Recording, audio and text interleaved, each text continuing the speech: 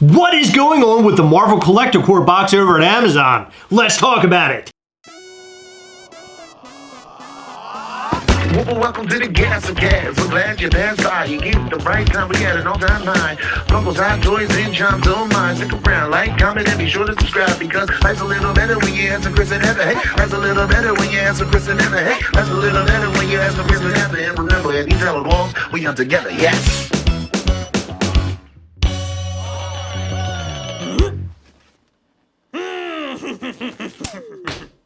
Before we get into the Marvel Collector Corps box from Amazon, we want to talk about how we were on the radio today. Yeah, we were on the radio. We were on 98 Rock in Baltimore, Maryland, and it was awesome. It was so much fun. We even talked about how Heather and I saw each other naked once. Once. It happened. One time.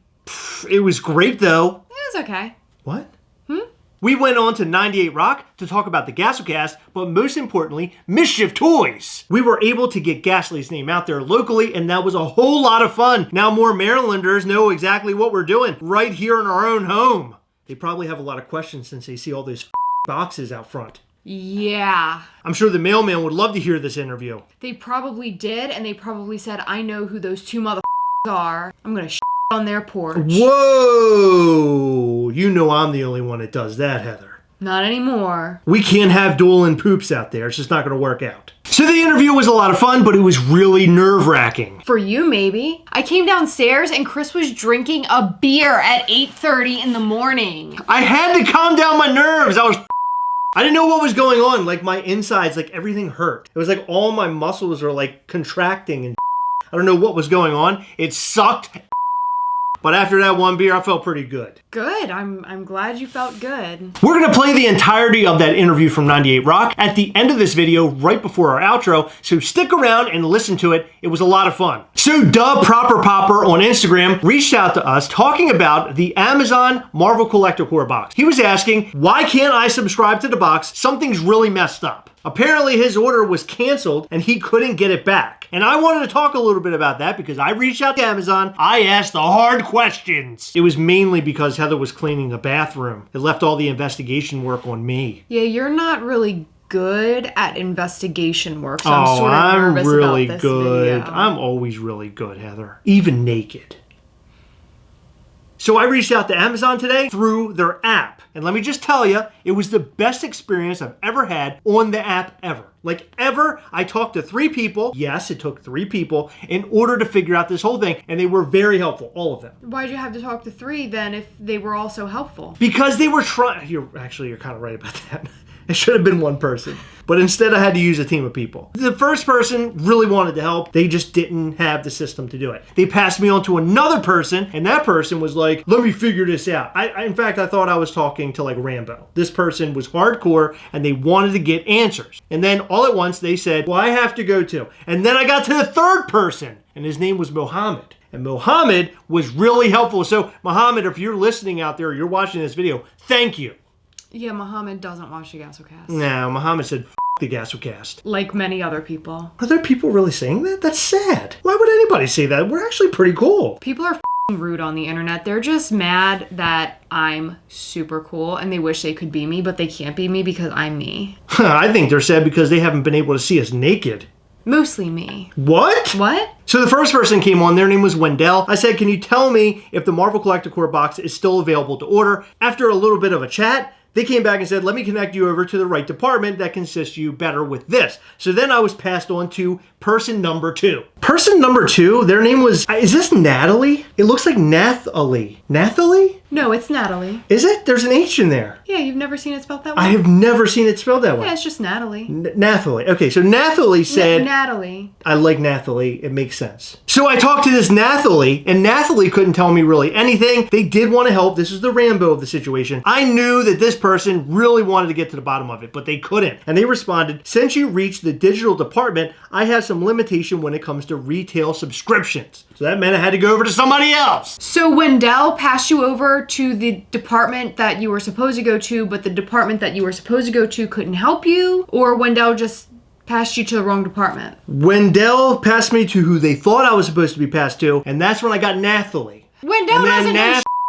Wendell was cool. Okay, we talked. He can be cool, but he doesn't. How do you know it's a fucking guy? anything. It's Wendell. It could be anything. It could be a guy or a girl. I could have been talking to a raccoon. I don't even know. Wendell is the coolest person I've ever talked to in my life. And how dare you judge Wendell? You didn't even see the chat. You know what he sent me? It was a GIF with a guy on a surfboard. I sent one of those to you earlier today. Oh, you're the one that sent me that. It wasn't Wendell. So then I ended up with Mohammed. And Mohammed and I talked for a little while. He basically had to read through all of the messages that have happened before him through 2 other people. So he read through everything and he comes back and he goes, listen, we're going to get to the bottom of this, Chris. We're going to get it straightened out. I don't around. I'm Mohammed. I said, Mohammed, take it easy. Calm down a little bit. Mohammed came in hot. He sent me a fire emoji. 3 of them. No, that was me. How am I getting you and Mohammed mixed up? I think it's because you wear the same glasses. How do you know? Mohammed sent me a selfie. No, that was me. No, you sent me a selfie of your butt. You didn't send me a selfie of your glasses, okay? Let's get that right. No, you didn't. You don't put glasses on your butt? That wasn't me. It was nice! That must have been Mohammed. Oh my God! So at the very end of my conversation with Mohammed, he could not figure it out either, and he started looking into his system, and he found it's no longer available. The Marvel Collector Corps box isn't there anymore. And apparently, he says, Amazon have the Program, P-O-G-R-A-M, but it is not available for this particular item. So what I think he's saying here is they're supposed to have Marvel Collector Corps boxes, but they're not available right now. And I'm wondering, has Amazon completely separated themselves from Marvel Collector Corps altogether? Or does this just mean that Marvel Collector Corps boxes aren't available right now because of all the shipping issues? But no matter what way you cut this, you cannot find the subscription box on Amazon right now and sign up for it or subscribe to it. Yeah, I found a bunch of older ones. Yes, they're selling you older boxes, and the next box, if you remember, we got a little card. It didn't tell you what the next box was. Yeah, but it's the Multiverse of Madness. That's what it's supposed to be. So what is it? I don't know. I have no idea what's going on. It's supposed to be Doctor Strange Multiverse of Madness, but has it been passed on to somebody else and it's not Amazon anymore? Something really weird's happening because they're canceling boxes and now people can't resubscribe to the Marvel Collector Corps box. There's something really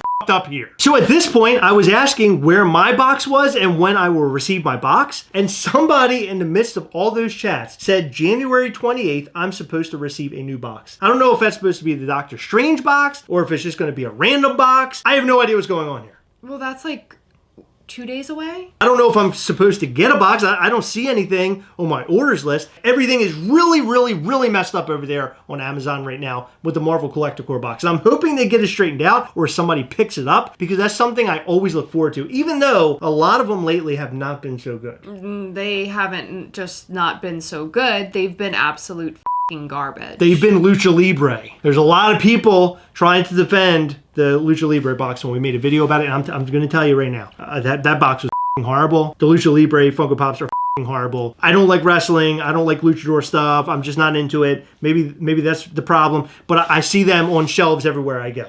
People made it a cultural thing, but that's like you receiving basketball Funko Pops. I really don't want a basketball Spider-Man and Tony Stark. I just don't. No. I'm not looking for it. Ew. What are you doing? It's weird. For real, it's weird. It's so cold. Let me feel it.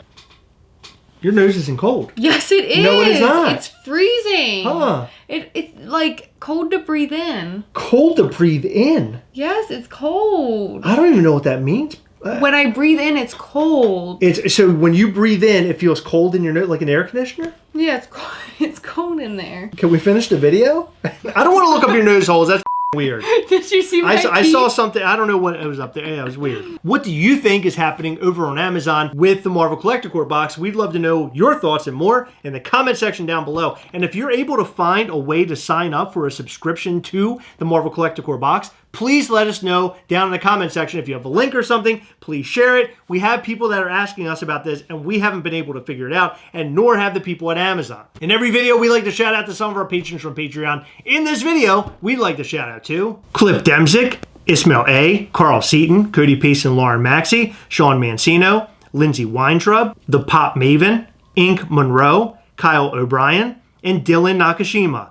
Thank you guys so much for your continued support. We appreciate all of our patrons from Patreon. You guys rock. Head over to poppitofftoys.com for all of your Funko Pops, Funko Sodas, and Funko Mystery Minis. They've got it all. poppitofftoys.com. So here's the audio from the 98 Rock interview that we had this morning. Leave us your feedback in the comment section down below.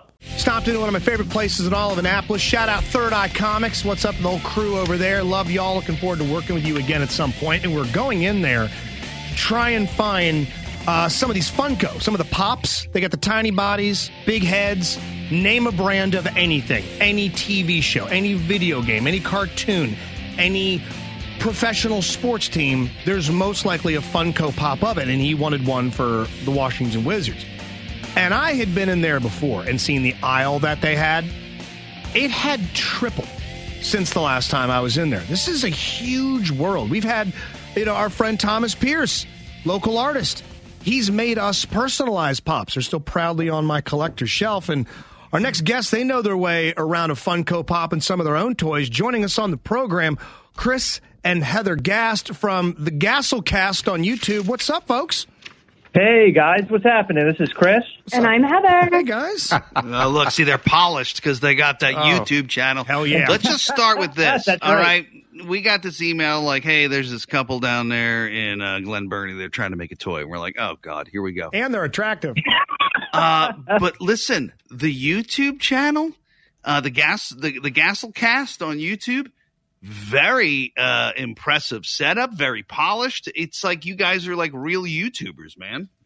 Yeah, so we've been doing it since 2017. It started off as a hobby, and now it's become a lifestyle. We make a video every single day, and we just talk about different Funko news and sometimes other collectibles. And our latest huge thing is our character Ghastly from Mischief Toys. Yeah, I saw this thing. It's like this little, almost like impish devil-looking fella. You guys are going to be rolling these things out in limited edition numbers. Who is Ghastly? So Ghastly is a character that is, he was sent to the netherworld. He did bad things here on Earth. He went to the netherworld. He hates it there. So now he's climbed his way out, and he wants to have a better life again. He wants to prove that he is actually a good little creature. So he's climbing back into Earth to, have a better life. And he wants to find a best friend. And those out there who purchased him are his new best friends. Oh, adorable. Now, look, I don't want to tell your business right there, Chris, alongside your wife, but reviewing toys is one thing. Then creating your own toy, that's a big leap into a very, very crowded market. Yeah, so there's a lot of designer toys out there, and some that people don't even know about unless you're in the designer toy world. And we have been collecting for so long that we decided to come up with our own character. And the reason why we did that is we entered a contest for a large toy company to make their new mascot. Well, I wasn't selected as a winner. And I told Heather, I said, I really like this character a lot. I want to do something with it. Yeah. So we started making stickers, and then we started making pins. And we started selling the pins to our audience. And it actually built like a pretty big fan base, and people were really excited about this character. So I told Heather, I said, you know what? Let's just try to make a toy. So we connected with the folks who help us actually locally in Curtis Bay. They're called Infinity Pins. They helped us with all of our pins. I asked those guys, is there any way that you can help us make a toy? And the guy there is like, his name's Steve. He says, let me look into that. Maybe we can make that happen. And it's been a long journey, about a year and a half, and now we finally have a toy. It's really incredible. That's cool. I never thought we would get here. I never thought we'd actually get here. No, I love you guys and seeing you guys make a project come to life. How many of them have you produced? So far we've produced right around, I would say, just below 400. We sold, was it 200 recently?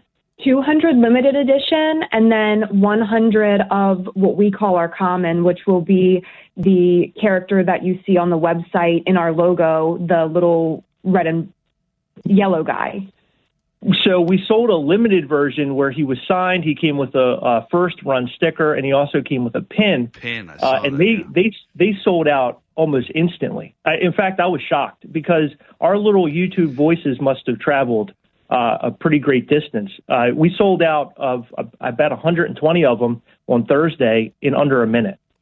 Let me ask you about these Funkos for a second. These Funko Pops. Sure. My son collects a bunch of these things. I had a friend named Christoph who had almost a vault full of these things. Is this the modern day Beanie Baby to where some people are under the impression that they're going to put a kid through Princeton at some point with the appreciation? Or do most people just collect these because they love the characters? They're easy to stack. Like, are these things an investment, or are they just fun to have? I think it's split down the middle, really. There are a lot of people out there that collect to collect. We've grown a community that's all about hunting together. Our motto is "We hunt together," and that's helping each other find the collectibles out there that our friends are looking for.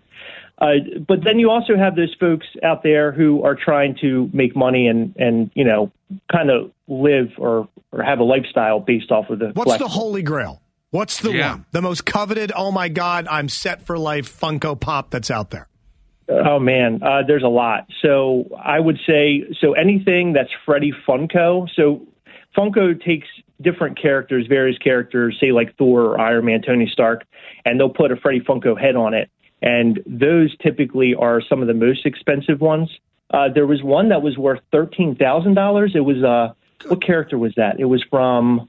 I can't remember the Venom? film. No. There was a Freddy Venom that went for $15,000. I mean, Jeez. So you're talking big money in some of this stuff, but they're super limited. Like to obtain the Freddy Venom, you had to be at a Funko event and you had to be at a particular table that they gave those pops to. They were limited to, I believe, 24. There's something crazy, some crazy number, but they go for a ridiculous amount of money. So to say a holy grail, it's hard to say. My holy grail personally is Loki from Avengers. It's a Loki that was sold at SDCC back, I think, in 2011 or 2012. But that's like my holy grail, and he's way up there now. He's like $2,000.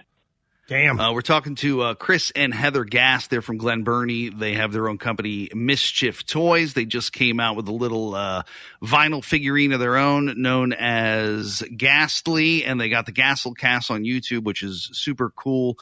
Did you go into debt over creating this character? I know you said you used the money from your YouTube channel, your pins, and everything you've sold before, but did you have to break the bank to make this happen, or where are we at financially? So financially, we're okay. We were able to use our YouTube cash, money we made off our pins, and we also have a Patreon through our Gastlecast channel. And we were able to basically pony up the money that we needed in order to make this dream come true. So our patrons are actually like our guinea pigs. We do a monthly call with our patrons. They're on Google Meet with us, and we discuss upcoming Ghastly Mischief Toys things, and we bounce things off of them, and they help us kind of drive what the next thing is going to be. And at this point, I don't know, we have maybe like 10 new ideas and currently about 5 figures on order. So we're trying to get this year completely knocked out. We're going to make a huge order, have everything right here in our home. Everything's being done out of our home. We literally are a basement-grown company. So it's right now is a really crazy time, but no, we have not broken the bank. Thank God we're able to eat more than bread and noodles. Justin, you're more in tune with it. I'm just trying to figure out if they're out of their minds and they're crazy for doing this, or if they're really onto something and they're going to be. I think they stumbled onto something here because they did the work. I'm on the youtube.com/the Gastlecast page, and like they said, you know what they are? They're consistent. When it comes to programming, when it comes to literally anything, you said you guys do a video a day, and that's how you grow your subscriber base. You're just about to crest 10,000 subscribers. Some of these views on some of these videos are super up there. So, I mean, I'm looking at some, you're well into the tens of thousands of views for, relatively a young channel. It's only been around for a few years. You guys do great work. You guys give great reviews. You obviously got great chemistry. You're married. You've seen each other nude. So, and you got a cool character. So I'm a toy collector myself. I appreciate this sort of stuff, and I love seeing people come up with an idea and seeing it all the way through with this Ghastly. Who drug who into this? So it was mainly me. I started collecting Funko Pops. And Heather got into Funko Pops because she liked hunting them and trying to track them down. My schedule at the time was a lot more flexible. So he basically has like a 9 to 5, and I would work in the evening. So in the morning is typically when they would drop releases of new Funko Pops. So I would go, I would wait in line, and I would be so excited when I could get Chris the pop that he wanted. And it was like a little celebration. And I was like, this is pretty cool. Like, it's not even just about the collectible. It's about meeting people in line and like feeling accomplished when you actually get that one that you want. Or even for a friend, like we hunt for friends all the time. Like, hey man, what are you looking for? And if we see it out at a store, we'll pick it up for them. And it's just a really good feeling. Yeah, that's me. When I do my Transformers collecting, sometimes it's the hunt versus the actual acquisition. Every now and then, rarely a friend has found something I'm looking for. And part of me is like, thank you, but I wanted to be the one to find it. So it's still, I identify with you guys. Give them a follow. It's a great channel, great local good people. for you cool guys. Toy. Good yes, luck. yeah, man. Seriously, we're pulling for you. YouTube.com/The Gastlecast. All right, guys, that time again. Remember, as always, we hunt together, yes. We'll catch you next time. Bye.